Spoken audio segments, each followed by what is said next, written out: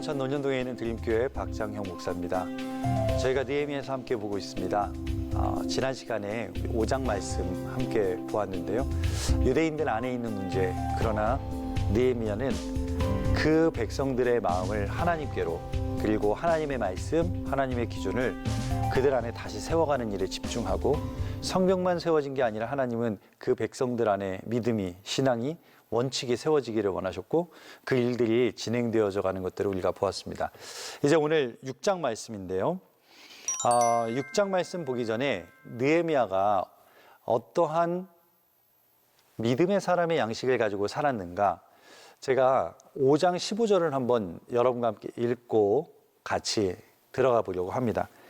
15절을 보면, 나보다 먼저 있었던 총독들은 백성에게서 양식과 포도주와 또 은 40세겔을 그들에서 빼앗았고, 또한 그들의 종자들도 백성을 압제하였으나 나는 하나님을 경외함으로 이같이 행하지 아니하고. 자, 나는 하나님을 경외함으로.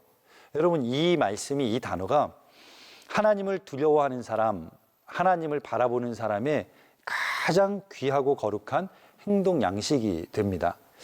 나는 하나님을 경외함으로 그같이 행하지 아니하였다. 나는 하나님을 경외함으로 이 세상이 원하는 것을 행하지 않았다. 나는 하나님을 경외함으로 하나님의 백성으로서의 삶을 살아갔다. 그러니까 하나님께서 세우신 기준, 하나님께서 만드신 방법으로 살았던 사람, 그가 바로 느헤미야였습니다.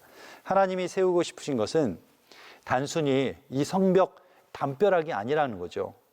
이스라엘 백성들의 삶과 그들의 신앙과 행동을 다시 세우시는 하나님. 자, 이제 6장으로 한번 가보겠습니다. 1절에 산발랏과 도비야와 아라비아 사람 게셈과 그 나머지 우리의 원수들이 내가 성벽을 건축하여 허물어진 틈을 남기지 아니하였다 함을 들었는데, 그때에는 내가 아직 성문에 문짝을 달지 못한 때였더라. 벽은 다 쌓았는데 뭐만 못 달았어요? 문만 달지 못했다. 그러니까 공정률 99%쯤 완성이 됐습니다. 자, 그럼 2절을 보세요. 산발랏과 게셈이 내게 사람을 보내어 이르기를, 오라, 우리가 오노 평지 한 촌에서 만나자 하니 실상은 나를 해하고자 함이었더라. 내가 곧 그들에게 사자를 보내어 이르기를, 내가 이제 큰 역사를 하니 내려가지 못하겠노라. 어찌하여 역사를 중지하게 하고 너희에게로 내려가겠느냐 하매. 그들의 목적이 뭐예요? 방해해야 되잖아요. 이 사람들의 이름이 어디 나왔었습니까? 4장에 나왔었잖아요. 이 이방 사람들이, 이 유대인들이 성벽을 다시 재건한다는 말을 듣고 불편한 거죠. 이제 그 불편함을 표현하다 그게 이제 조롱과 비난으로 표현을 하다가, 이제 99%의 공정률이 되어서 문짝만 달지 않은 그때에 느헤미야를 죽이려고 하는 거죠. 자, 죽이려고 그러니까 느헤미야는 안 갔습니다. 4절을 보면, 그들이 4번이나 이같이 내게 사람을 보내되 나는 꼭 같이 대답하였더니. 이 산발랏과 도비야, 제가 이 사람들 이름 한번 잘 기억해 놓으세요라고 말씀드렸는데 계속해서 나오죠. 악한 일을 행하는데도 참 성실합니다. 몇 번이나 보내요? 4번이나 사람을 보내서 그 느헤미야를 죽이려는 똑같은 일을 행하였다라고 말하죠. 요한복음 10장에 도둑이 오는 것은 도둑질하고 죽이고 멸망시키려는 것, 내가 온 것은 양으로 생명을 얻게 하고 더 풍성히 얻게 하려는 것이다 라고 말씀하세요. 자, 우리에게 찾아오는 도둑, 우리에게 찾아오는 그들은 우리를 멸망시키려고, 죽이려고 찾아오지만 우리를 살리려고 오시는 분은 예수 그리스도 외에는 없습니다. 하나님은 우리를 향한 놀라운 계획을 가지고 계시지만 사단도 계획이 있죠. 우리를 넘어뜨리려는 계획을 가지고 있습니다. 가령 예를 들면 우리가 교회 안에서 하나님의 일을 하지만 성공에 대한 조바심, 우리에게 있습니다. 내가 어느 부서를 맡았든 또는 어떤 사역을 맡았을 때 내가 그 일을 잘하고 싶은 그런 조바심들 있잖아요. 하나님의 일을 하는 겁니다. 우리가 세상 일 하지 않고 교회 안에서 사역하고 봉사하는데도 그 일에 대한 조바심이 울리게 날 때 있어요. 누가 하는 계획이다? 사단의 계획이다. 또 이 일을 성공하지 못할 것에 대한 근심, 걱정, 또 내가 이 일을 함에 있어서 사람들 안에서 내 이름이 드러나기를 원하는 아주 얄팍한 계산에서 오는 그러한 분노, 불안, 또는 내 눈앞에 보이는 상황으로 인한 좌절, 때로는 우리를 공격하는 사람으로부터 생기는 두려움, 때로는 내가 그 사람을 향한 공격성, 이 모든 것이 다 사단이 우리를 향해 가지는 계획이에요. 그러니까 그 사단의 계획도 어떻게 해요? 끝까지 우리를 포기하지 않더라는 거죠. 하나님의 사랑이 우리를 포기하지 아니하시지만 사단도 우리를 포기하지 않아요. 오늘 같이 읽었던 본문 말씀처럼 산발랏, 도비야, 또 아라비아 사람 게셈, 그들도 참 성실하죠. 끝까지 그때의 우리의 계획과 우리가 처음 가졌던 그 마음을 가질 수 있어야 돼요. 사단의 제안에 노할 수 있어야죠. 자, 5절을 보면 산발랏이 다섯 번째는, 자, 4번 보내고 다섯 번째도 보냅니다. 그 종자의 손에 봉하지 않은 편지를 내게 들려보냈는데 그 글에 이르기를 이방 중에도 소문이 있고 가스무도 말하기를 너와 유다 사람들이 모반하려 하여 성벽을 건축한다 하나니 내가 그 말과 같이 왕이 되려 하는도다. 정말 우리가 흔히 그런 말 하죠. 하지 말아야 될 말을 한 거예요. 입에서 나오면 안 되는 말을 지금 한 겁니다. 누명 씌우는 일처럼 사실 한 사람의 영혼을 죽이는 일이 없는데 지금 그를 죽이려고 하는데 안 오니까 산발랏이 어떤 누명을 씌우는 거예요? 그 성벽을 쌓고 느헤미야 너가 스스로 거기에서 왕이 되려느냐? 그렇다면 지금 자기를 여기까지 보내준 아닥사스다 왕이 큰 누가 되는 거죠. 아니 아닥사스다 왕이 조금이라도 마음에 불편함이 있거나 또는 이 느헤미야를 신뢰하지 못한다면 그는 반역죄를 지어서 오늘 당장이라도 죽을 수밖에 없는 운명이 되는 겁니다. 왕에게 허락받아서 보세요. 왕의 군사들이 호의를 해주면서 여기까지 왔잖아요. 이 목재, 제목들은 왕이 쓰려고 키워놓은 왕의 숲에서 나온 제목들을 썼잖아요. 그 왕의 군사와 물자를 가지고 고향으로 왔는데 지금 산발랏은 느헤미야에게 가장 연약한 그가 반란을 일으켜 스스로 왕이 되려 한다라는 소문을 퍼뜨려서 그 느헤미야를 내가 손대지 않고 죽이게 하려는 그러한 작전을 씁니다. 반역의 누명을 씌워서 죽이려는 산발랏이 계속 뭐를 할까요? 협박을 합니다. 7절 보세요. 또 내가 선지자를 세워 예루살렘에서 너를 들어 선전하기를 유다에 왕이 있다 하게 하였으니 지금 이 말이 왕에게 들린지라 그런즉 너는 이제 오라 함께 의논하자. 이게 무슨 말이에요? 너가 이미 왕이 되려는 마음이 있다는 거 사람들 다 안다. 아니 왕도 들었다. 그러니까 빨리 와서 나랑 협상을 하자. 완벽한 공갈 협박이죠. 8절 보세요. 내가 사람을 보내어 그들에게 이르기를 내가 말한 바 이런 일은 없는 일이요 내 마음에서 지어낸 것이라. 느헤미야는 있는 그대로를 말합니다. 한 번도 그런 말을 한 적도 없을 뿐더러 그런 생각을 해본 적도 없는 느헤미야는 이것은 너의 생각일 뿐이다.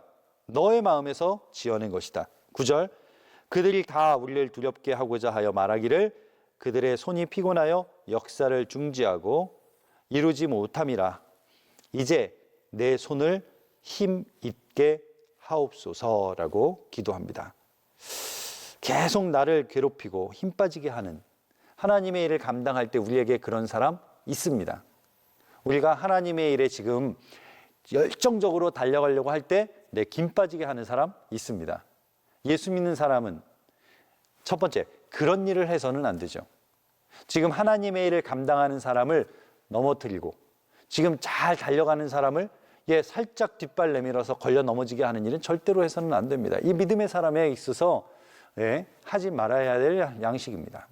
동시에 우리의 인생에 그렇게 다리를 거는 사람, 우리를 넘어뜨리고 쓰러뜨리려는 사람 앞에서 우리는 어떻게 해야 돼요? 넘어져서는 안 됩니다. 하나님께 힘을 다해 기도함으로 새로운 힘을 얻는 그런 저와 여러분 되시기를 축원합니다. 오늘 본문 말씀에도 우리 한국 개혁개정판에는 이제 내 손을 힘 있게 하옵소서라고 기도 형식의 문장을 적었지만 영어 성경은 분명하게 이렇게 얘기합니다. But I prayed. 예, 그러나 나는 기도했다. 그럼에도 나는 기도했다.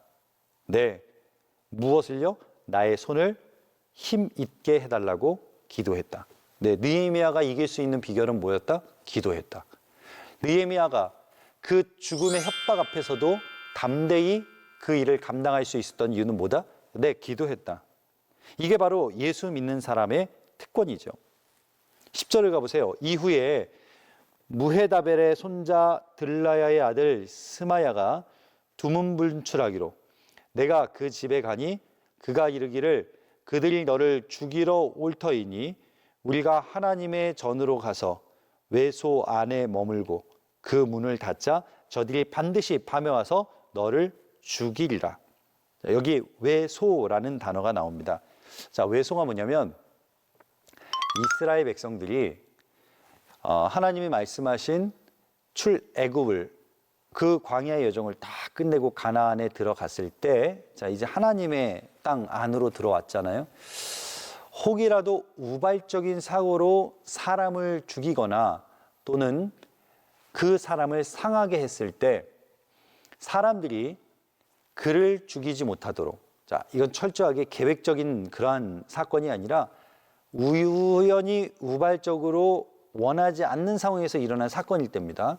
사람들이 그 죽은 사람으로 인하여서 나를 죽이려 할 때, 네, 그 외소 안에 들어가 거기 있는 뿔을 잡으면 사람들이 그를 죽이지 못하게 하는 제도를 만들었습니다. 같은 의미예요. 성전 안에 있는 외소에 들어가면 사람들이 들어오지 못해요. 자, 외소가 그런 곳인데 그 안에 들어가면 군사력이 그 안에 들어갈 수 없습니다. 자, 전에도 한참 우리나라에 민주화 운동이 있을 때 아무리 학교 안에 있던 학생들이 데모를 해도 경찰력이 학교 안에 들어가는 것은 굉장히 제한적입니다. 들어갈 수 없었습니다. 또 명동성당에서 많은 노동자들이 시위를 할 때에도 경찰 병력이 명동성당 안을 들어간다는 건 굉장히 조심스럽습니다. 왜요? 그곳은 특별히 구별된 장소이기 때문에 더합니다. 자, 외소가 어디에 위치해 있느냐? 성전 안에 성소와 지성소를 나누는 현관이 외소인데, 자, 외소 안에 들어가서 문을 닫으면 지금 나는 어디 들어가 있습니까? 네, 지성소 안에 들어가 있는 거죠. 지성소와 성소의 현관문이 외소니까 외소에 들어갔다라는 말은 이미 그 안에까지 들어간 거잖아요. 그런데 여러분 잘 아시다시피 지성소는 누구만 들어갈 수 있을까요? 네, 대제사장. 그것도 1년에 한 번. 그러니 그 안에 들어갔다는 것은 하나님의 법을 어긴 죄인이 되어버리는 거거든요. 다른 사람 들어갈 수 없습니다. 그런데 그곳에 들어간 거죠. 11절을 한번 볼게요. 내가 이르기를 나 같은 자가 어찌 도망하며 나 같은 몸이면 누가 외소에 들어가서 생명을 보존하겠느냐. 나는 들어가지 않겠다. 느헤미야 4장에 보면 3절에 암몬 사람 도비야. 도비야가 어디 나라 사람? 암몬 사람. 그러면 암몬 사람 도비야는 유대인일까요? 이방 사람일까요? 이방 사람이잖아요. 또 7절에 산발랏과 도비야, 그리고 아라비아 사람, 그 다음 암몬 사람, 아스돗 사람, 그라 사람들이 예루살렘 성이 중수됨에 있어 그 허물어진 틈이 메꾸어졌다는 것 듣고 심히 분노하여. 이게 저희가 4장에서 봤던 말씀들인데, 저들은 이방인이라 어디에? 외소에까지 쳐들어와서 죽일 수 있다는 거예요.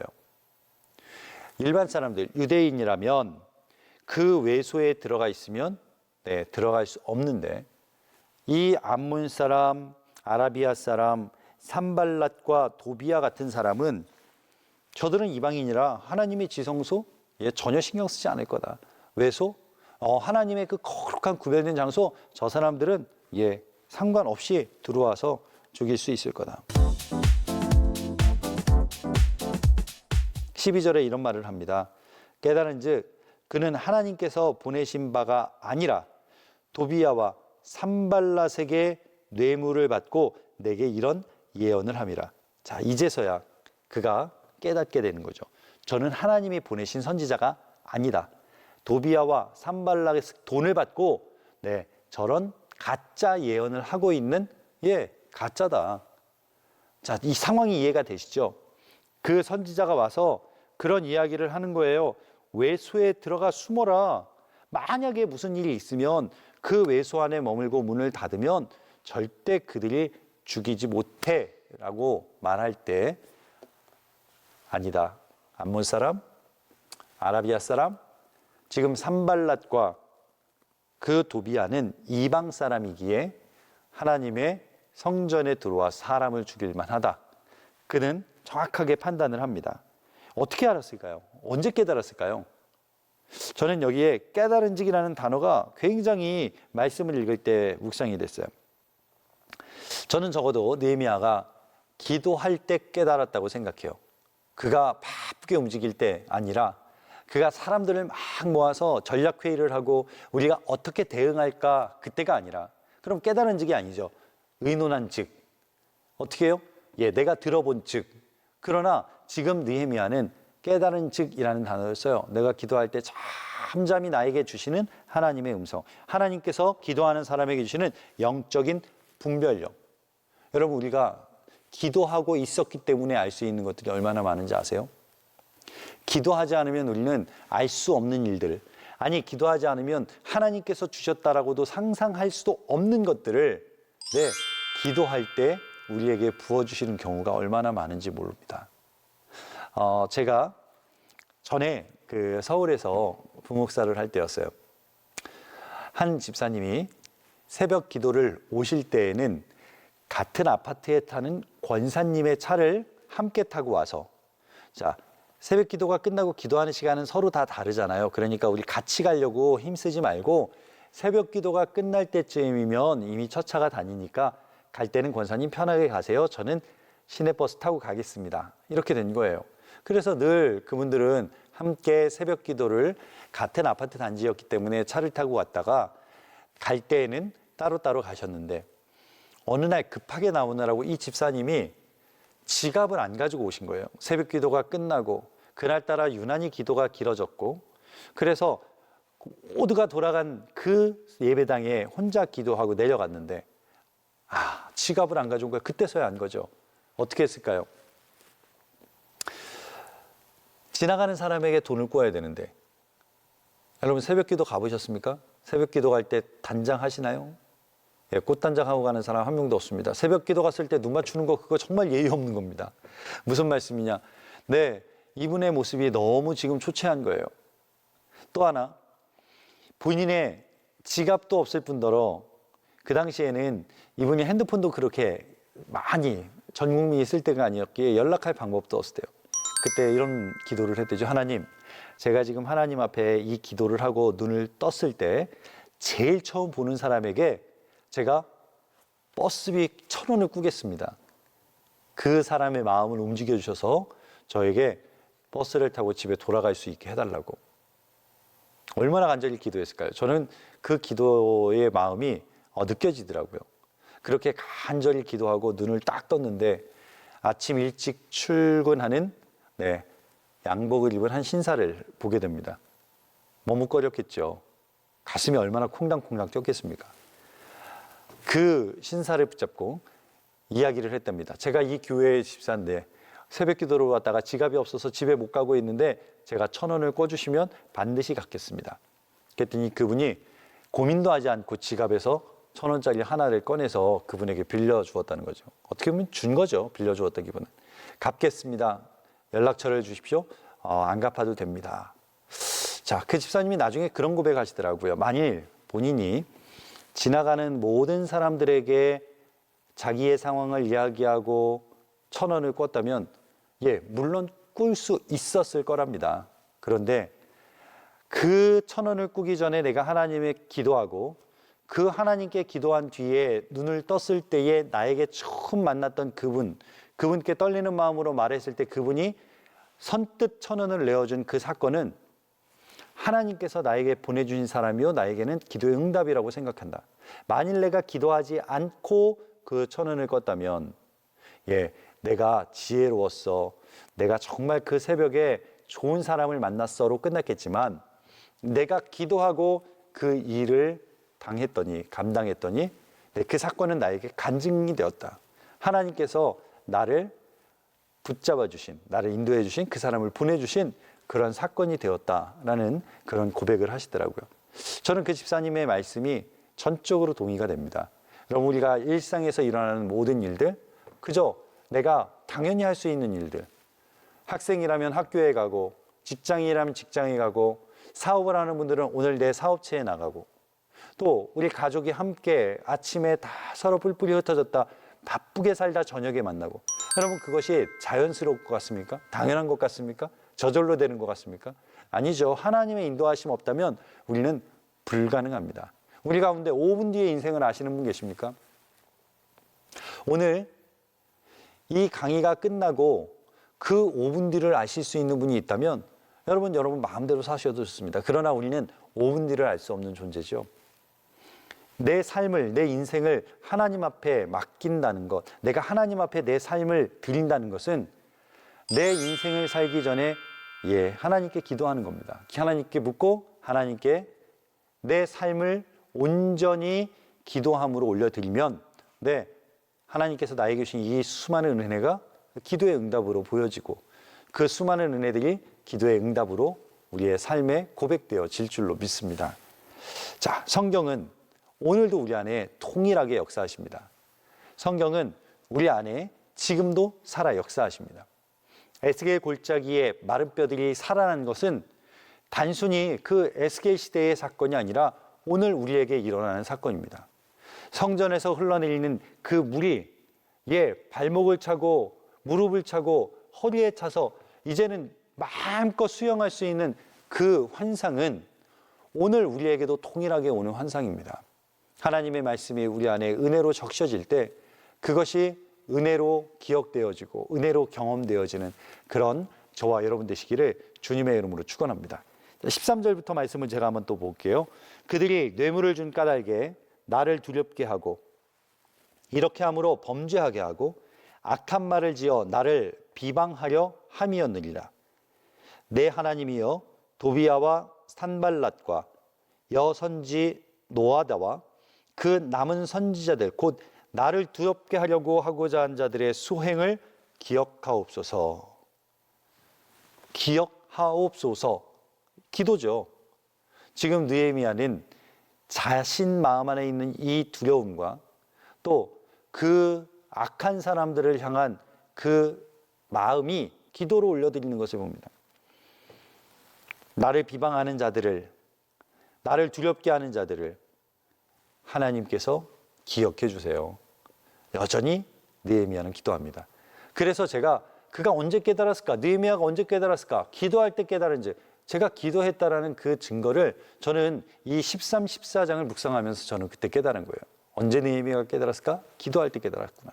15절 한번 볼게요. 성경 역사가 52일 만인 엘룰월 25일에 끝남에, 자, 52일이라는 표현이 나오는데 사실 성경에 나오는 수많은 숫자들, 40, 예수님께서 40일 금식, 또 40, 이스라엘 백성들이 광야에서 40년. 사실 이 40이라는 숫자는 40이라는 숫자 자체도 의미 있지만 완전수라고 우리 흔히 이야기하죠. 영적인 완전수, 채워지는 수예요. 또 7이라는 숫자들이 있습니다. 하나님께서 세상을 7일 동안 창조하시지요. 또 12이라는 숫자도 있습니다. 구약의 12지파, 신약의 12제자. 그래서 요한계시록에 보면 구약과 신약의 12장로, 24장로가 하나님께 예배하고 찬양하는 것이 나오죠.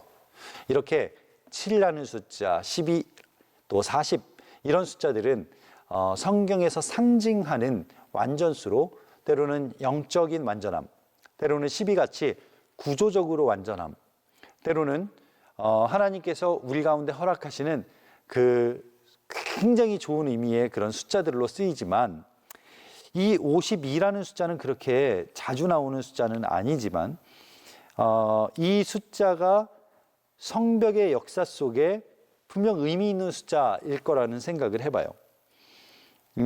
하나님의 통치, 바로 하나님의 다스림과 영적인 완전함이 이루어지는 것, 그것이 성벽의 역사가 끝나는 그날 엘루럴 25일이다. 자, 16절을 보면 우리의 모든 대적과 주위에 있는 이방 족속들이 이를 듣고 다 두려워하여 크게 낙담하였으니 그들이 우리 하나님께서 이 역사를 이루신 것을 알미라. 다시 한번 읽어요. 그들이 하나님께서 이 역사를 이루신 것을 알미라. 그들이 누구예요?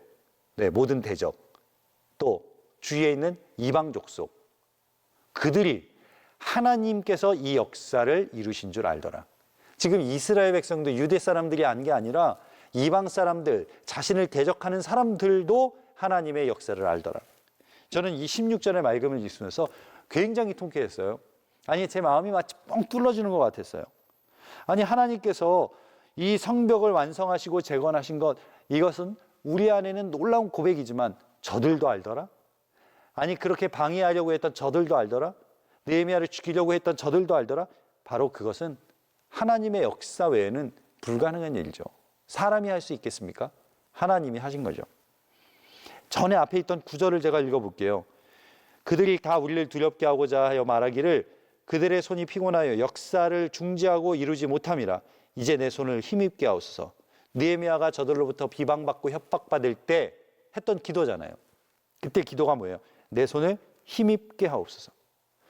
But I prayed. 내 손을 힘입게 하옵소서. 그 기도가 오늘 16절에 응답이 되는 거잖아요. 느헤미야의 손을 힘입게 하사 우리 하나님께서 이 역사를 이루신 것을 그들이 알미라.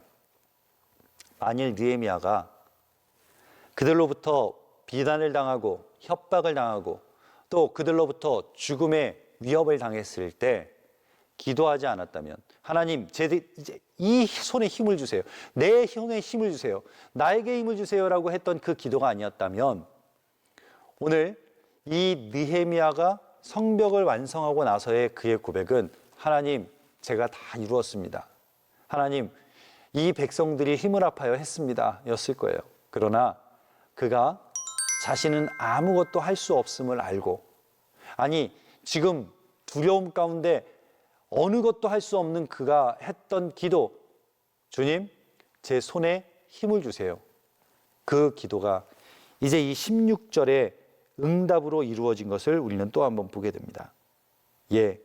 하나님은 우리의 삶을 그렇게 이끌어 가세요. 누가 성벽을 완성하셨어요? 하나님이 하신 거죠. 느헤미야는요, 쓰임만 받았뿐. 느헤미야는 하나님께서 이 일을 하실 때 도구였을 뿐, 하나님이 하신 거죠. 제가 글씨를 쓰는데 제가 가지고 있는 선물 받은 좋은 볼펜들이 있어요. 제가 이 볼펜으로 쓰냐, 저 볼펜으로 쓰냐, 어느 볼펜으로 쓰냐는 중요하지 않아요. 제가 무엇을 쓰냐가 더 중요하죠. 단지 그 볼펜은요, 제 손에 들려 있을 뿐, 그 볼펜이 그 글을 쓰는 것은 아니죠. 마찬가지예요. 하나님께서 우리의 삶을 사용하실 때, 여러분, 우리의 삶을 누가 인도하신 거예요? 하나님이 인도하신 거예요. 그럼 우리의 삶을 누가 주관하시는 거예요? 하나님이 하신 거예요. 오늘 예루살렘의 성벽을 완성하신 그 하나님은 오늘 저와 여러분도 그렇게 들어 쓰세요. 그때 절대 우리가 교만해서는 안 돼요. 우리는 하나님의 손에 붙잡힌 볼펜일 수 있어요. 우리가 모네미 볼펜일 수도 있고 몽블랑 볼펜일 수도 있지만 우리의 값어치와 우리의 능력과는 아무 상관없어요. 그 펜을 누가 붙잡고 계시느냐? 하나님이 여러분을 붙잡고 계시면 여러분은 하나님의 손에 들린 도구예요. 우리에게 주는 메시지, 느헤미야의 성벽 재건의 역사뿐만 아니라 우리의 삶이 모든 것이 하나님이 이루시는 그러한 삶임을 고백하는 저와 여러분 되시기를 축원합니다. 그때 하나님 앞에 저와 여러분이 쓰임 받는다면 얼마나 기쁘겠어요. 기도하는 사람은 하나님 쓰세요. 인생이란 기도하는 사람에게 주시는 하나님의 응답의 역사입니다. 여러분, 기도하는 사람에게 주시는 응답의 역사. 따라서 우리가 낙심되었을 때 기도로 일어나셔야 돼요.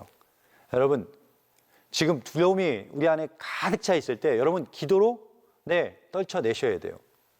때로는 우리가 불면증에 시달리고 잠을 자지 못하고 때로는 저 밑바닥까지 떨어지는 그런 우울감들이 우리를 짓누를 때 기도로 일어나셔야 돼요.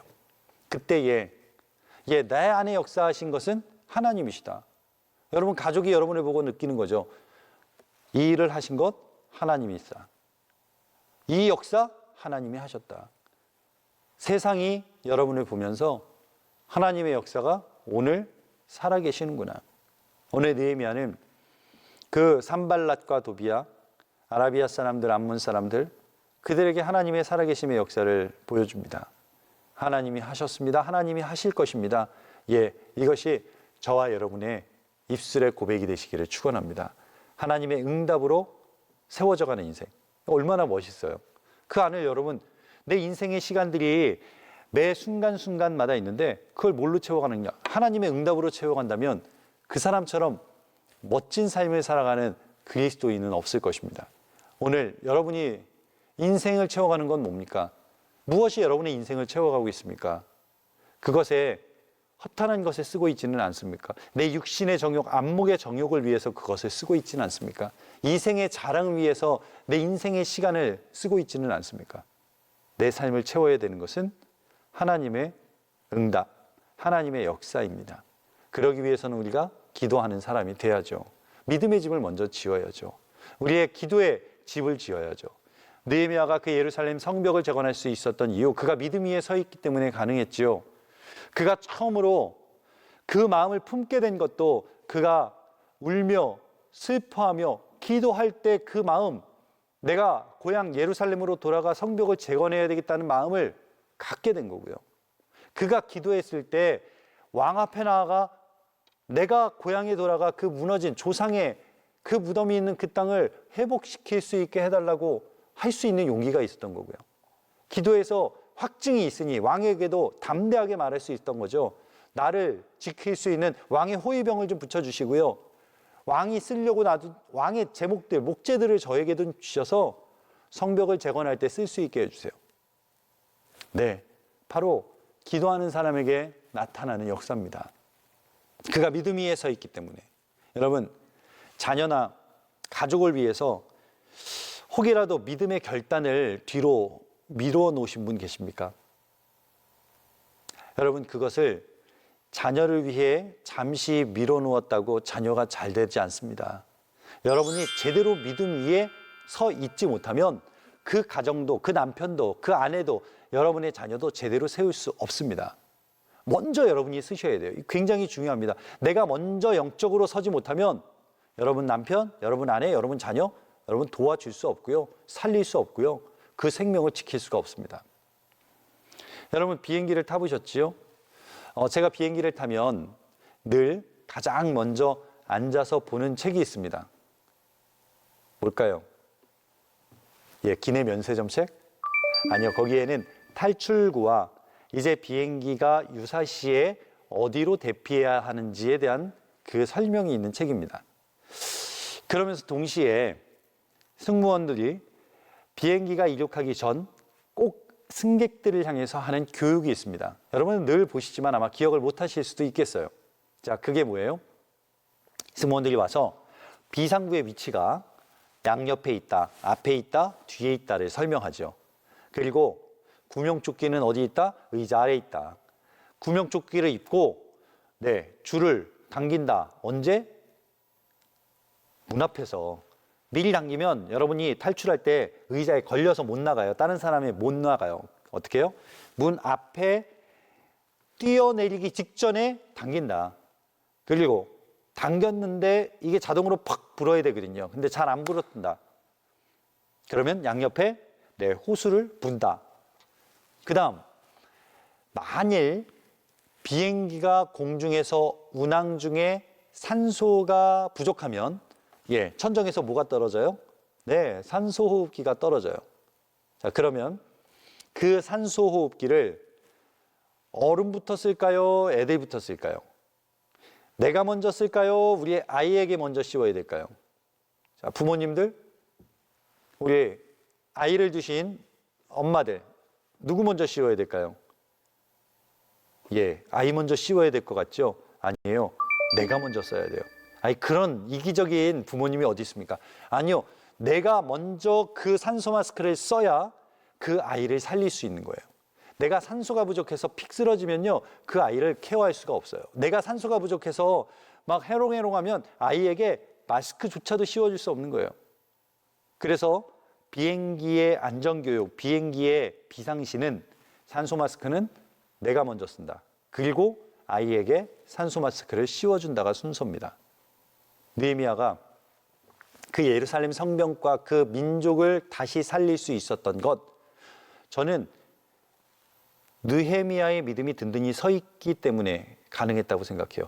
느헤미야에게 그 믿음이 없었다면, 느헤미야의 그 기도의 능력이 없었다면, 느헤미야의 기도의 응답에 확증이 없었다면, 느헤미야는 그 성벽을 재건함에 있었던 그 이방 사람들의 공격과 그 느헤미야 사람 같은 동족 안에서 일어났던 그 원망과 불평들을 감당할 수 없었을 것입니다. 예수 믿는 사람은 내 영이 살아있을 때, 그때에 우리 가정을 살릴 수 있고, 예수 믿는 사람은 내 영이 살아있을 때 내 믿음의 공동체에 새로운 힘을 더하여 줄 수 있고, 믿음의 사람은 내 영이 살아있을 때 그 믿음으로 행함을 온전히 감당할 수 있을 줄로 믿습니다. 전에 대천덕 신부님이 그런 말씀을 하셨대요. 나는 가장 싫어하는 한 가지 말이 있는데, 그것은 사람들이 다른 곳에 가서 자신이 대천덕 신부의 제자라고 말하는 것을 나는 너무 싫어한다. 왜냐하면 나는 그를 대천덕의 제자로 키운 적이 없다. 나는 그들이 예수의 제자가 되기를 원했다. 예수의 제자가 되려는 것은 정말 어려운 일이다. 그러나 예수의 제자가 되려는 사람이 정말 그 사람이 나의 제자다. 그 사람은 성령과 동행하는 삶을 살 것이고, 성령과 동행하는 사람들이 만나면 주님 안에서 세상이 감당할 수 없는 놀라운 일들을 할 것이다. 대천덕 신부님이 말씀하셨던 것은 뭐예요? 많은 사람들이 저 사람은 내 제자라 말하고, 저 사람은 내가 키웠다 말하고, 저 사람의 신앙은 나로 인하여 저렇게 올라갔다라고 말하지만, 대천덕 신부님은 나는 그것을 원치 않는다는 거죠. 나는 한 번도 나를 보라고 말한 적 없고 내 제자가 되라고 말한 적 없다. 예수님을 닮아가고 예수님의 제자가 되라고 말했다. 진정한 예수님의 제자가 나의 제자다. 나의 제자라고 말해놓고 예수의 제자가 되지 못하면 그 사람은 나의 제자가 아니라는 거죠. 오늘 저와 여러분 안에, 여러분 우리는 누구의 제자입니까? 예수의 제자가 되시기를 바랍니다. 우리의 삶은, 우리의 인생은 예수님 때문에 사는 인생이 되기를 원합니다. 우리의 삶에 나에게 좋은 신앙의 유산을 물려주신 분이 있으실 겁니다. 나에게 좋은 영적인 도전을 주신 목사님도 계실 겁니다. 그러나 우리가 바라보는 분은 그분이 아니라 그분이 가르쳐주는, 그분이 가르치는 예수님을 볼 수 있는 사람, 그 예수로 말미암아 살아가는 사람이 바로 오늘 우리의 삶을 하나님 앞에 온전히 드린 사람입니다. 우리가 예수님의 제자들을 보면, 제자들 가운데 아마 여러분 가장 믿음 없이 보이는 사람은 예수님을 판 유다일 거예요. 그 다음으로 믿음 없어 보이는 사람이 누구세요? 내가 예수님 구멍 뚫린 거 손 한번 넣어봐야 믿겠습니다. 그 도마죠. 그런데 여러분, 도마는 예수님께서 요한복음에 도마의 이야기가 세 토막이 나오는데, 예수님께서 지금 예루살렘으로, 유다 지역으로 가야 되겠다. 가면 잡혀요. 알아요. 지금 도마는 예수님께서 그 유대 땅에 가면 위험한 것도 알아요. 지금 제자들과 함께 올라가자. 우리 지금 소풍 가는 거 아니라는 거 알아요. 그때 도마는 뭐라고 말하냐면 제자들을 향해서 담대하게 우리가 주님과 함께 죽으러 가자고 말합니다. 그에게 있어서 예수님 홀로 가셔서 붙잡히시는, 예수님 없이 사는 인생은 삶의 의미가 없는 거죠. 차라리 죽자. 우리도 같이 가서 죽자. 자, 그게 도마였어요. 또 예수님 그분께서 십자가에 달려 죽으실 때, 자, 제자들과 도마는 그 십자가 아래 지키지 못했어요. 그 십자가 아래 있지 못했습니다. 그런데 부활하신 예수님께서 지금 두려워서 문을 다 걸어 잠그고 함께 있던 제자들 가운데로 오시죠. 그런데 하필 그때 도마만 없어요. 예수님의 부활을 본 제자들이 도마가 그 방에 들어왔을 때 난리법석이 났을 거예요. 우리 주님이 부활하셨어. 주님이 우리 가운데 오셨어. 그때 도마가 여러분이 너무나 잘 아는 그 이야기를 하는 거잖아요. 나는 못 믿겠어. 내가 주님의 못자국 그 손가락을 만져봐야 되겠어. 주님의 옆구리에 창자국 내가 거기에 손을 넣어봐야 되겠어. 어떻게 보면 도마는 주님의 부활 사건 앞에 자신이 보지 못한 것을 믿지 못하기도 했지만 이 제자들이 더 못 믿었진 않았을까요? 예수님의 십자가, 나도 그 앞에 있지 못했어. 너무나 내 마음이 괴로운데 그 부활하신 주님을 봤다고 말하는 저들이 더 못 믿었을 것 같아요. 그런데 예수님이 그런 도마를 위해서 다시 한번 오십니다. 8일가 지나서, 8일 지나서 제자들이 문을 잠그고 두려워하고 있는데 그때는 마침 도마도 있더라. 어떻게 해요? 예수님께서 오셔서, 자, 이 타임은 도마 한 사람을 위해 오신 거예요. 제자들에게 이미 나타나셨기 때문에 오늘 도마 한 사람을 위해서, 그리고 도마를 향해서 말씀하시죠. 도마야, 한번 이 손을 만져봐라. 도마야, 옆구리에 한번 넣어봐라. 너가 보고 믿느냐? 보지 않고 믿는 자는 복되다. 또 주님이 말씀하세요. 너가 이제는 믿음으로 다시 거듭난 인생을 살았으면 좋겠다. 그때부터 도마는요, 자신의 삶이 바뀝니다. 도마는요, 자기의 인생을 온전히 하나님께 드립니다. 그 이후에 도마의 일생이 성경에 나오진 않습니다.